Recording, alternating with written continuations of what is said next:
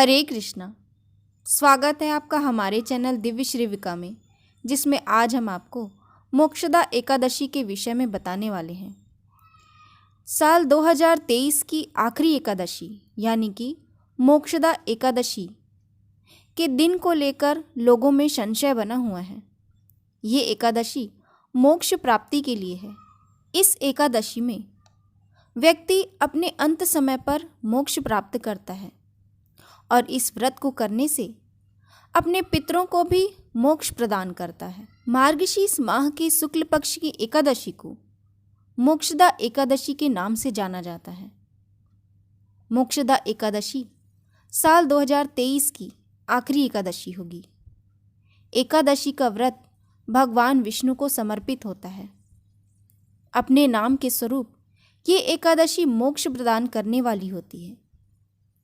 मोक्षदा एकादशी का व्रत करने से पाप खत्म हो जाते हैं और पूर्वजों को भी इससे मोक्ष मिलता है।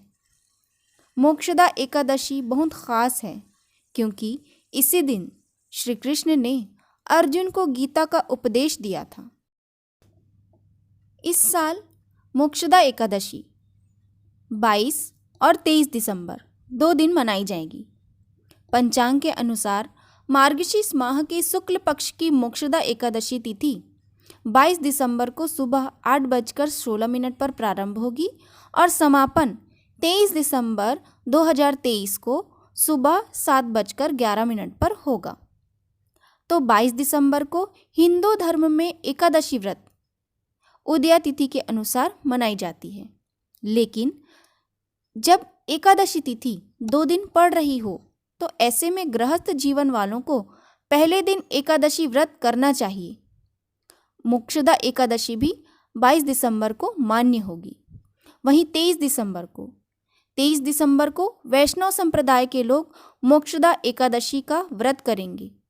दूजी एकादशी यानी वैष्णव एकादशी के दिन सन्यासियों तथा संतों को एकादशी का व्रत करना चाहिए। इस दिन उपवास करने से मन पवित्र तथा शरीर स्वस्थ होता है, पापों से छुटकारा मिलता है तथा जीवन में सुख शांति आती है।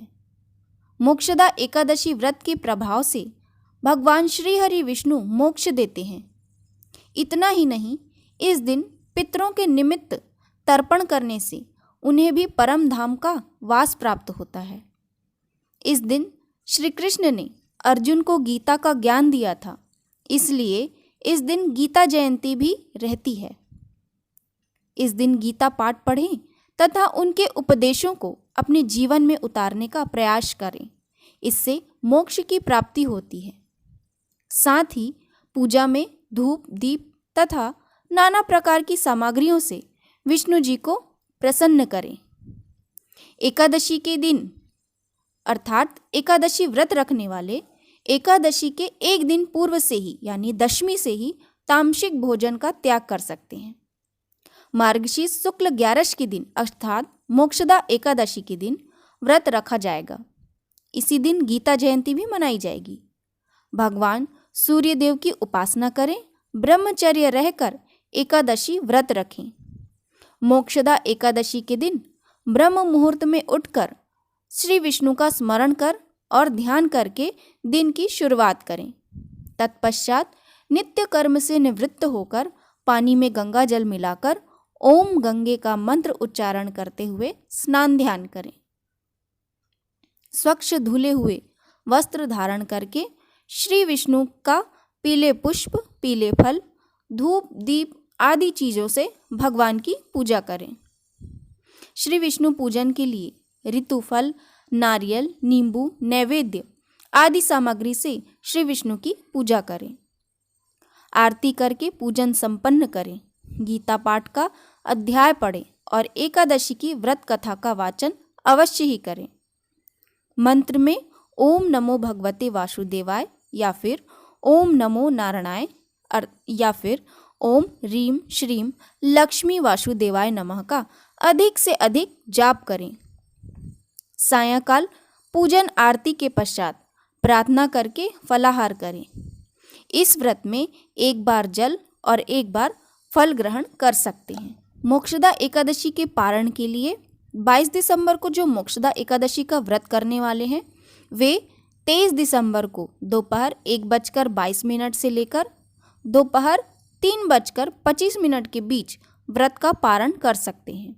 वहीं वैष्णव संप्रदाय के लोग 24 दिसंबर को सुबह 7:10 से लेकर सुबह 9:14 के बीच व्रत का पारण कर सकते हैं। मोक्षदा एकादशी उपवास से उत्तम और मोक्ष प्रदान करने वाला कोई दूसरा व्रत नहीं है। मोक्षदा एकादशी का उपवास करने वाले मनुष्य का ही नहीं अपितु उसके पितरों का भी भला करते हैं।